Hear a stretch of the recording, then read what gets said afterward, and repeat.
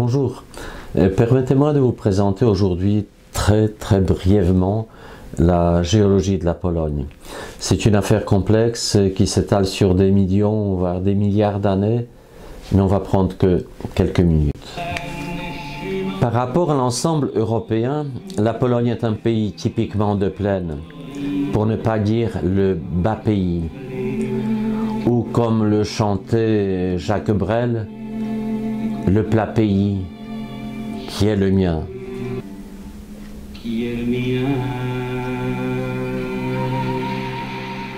Et ceci est parfaitement visible sur une carte hypsométrique. Effectivement, l'altitude moyenne de la Pologne est de 170 mètres, alors que celle de l'Europe dépasse 300. Quant aux territoires montagneux, c'est-à-dire ceux qui dépassent plus de 500 mètres d'altitude, on ne trouve que dans le sud, à la frontière avec la Tchéquie et la Slovaquie, et ne couvre que 3% de la superficie de la Pologne. La Pologne est formée principalement par des paysages appartenant à la grande plaine germano-polonaise, se transformant à l'est en plaine russe. Mais encore une fois, la Pologne ne fait rien comme les autres. Ici, la plaine n'est pas forcément plane. Pour ceux qui connaissent le nord de la Pologne, en particulier la Poméranie et la Mazurie, ils savent que c'est un pays collinéen. Elle dessine à l'infini une plaine ondulée, superposant les moraines des 3 dernières phases glaciaires, et surtout celle de la glaciation baltique, terminée il y a 10 000 ans. Entre ces collines morainiques brillent aujourd'hui d'innombrables lacs d'origine glaciaire. On en dénombre en Pologne plus de 10 000.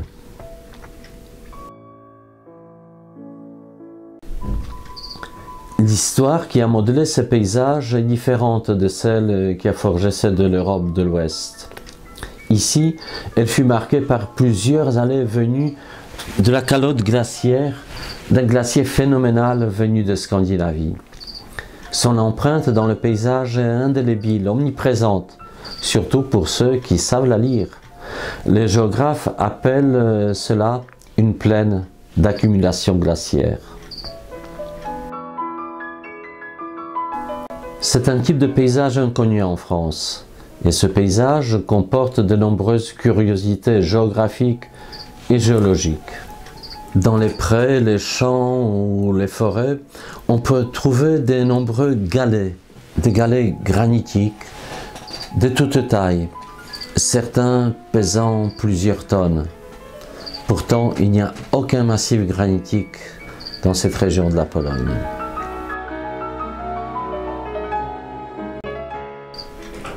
En fait, il s'agit de blocs erratiques qui, comme par définition, sont errants.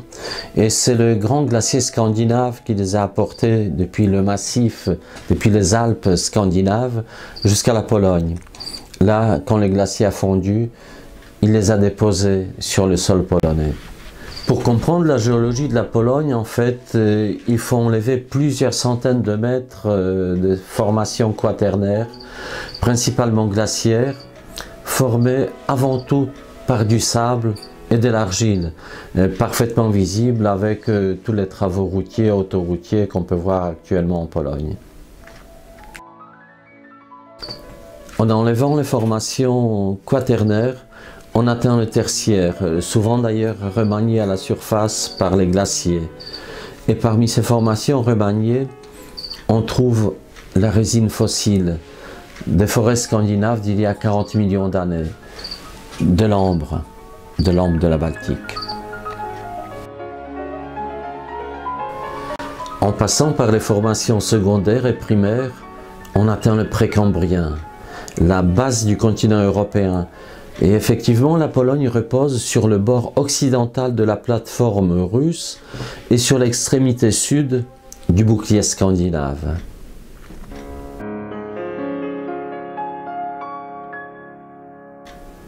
La Pologne, aussi bien au niveau climatique, biogéographique que géologique, est un pays de liaison entre l'Europe de l'Ouest, océanique et alpine, et l'Europe du Nord-Est, continentale et massive, ancienne.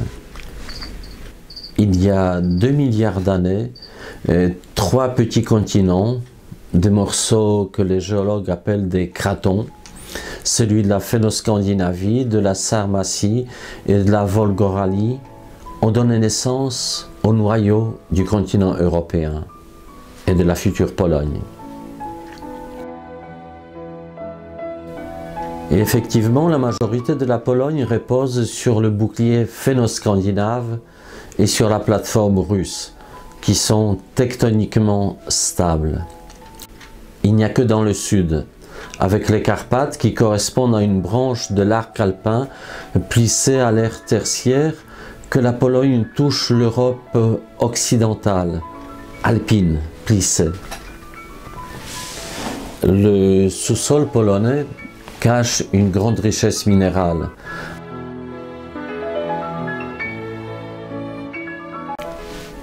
En premier, bien sûr, il faut mentionner le charbon du bassin houiller de la Silésie qui a fait la prospérité de la Pologne durant le XXe siècle. Mais aujourd'hui, il est encore exploité. C'est le plus important bassin houiller d'Europe.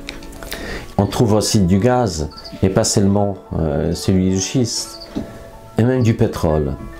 Aujourd'hui, c'est anecdotique, mais au début du XIXe siècle, le territoire polonais représentait la première puissance pétrolière du monde, avec le premier puits d'extraction industrielle construit avant ceux des États-Unis.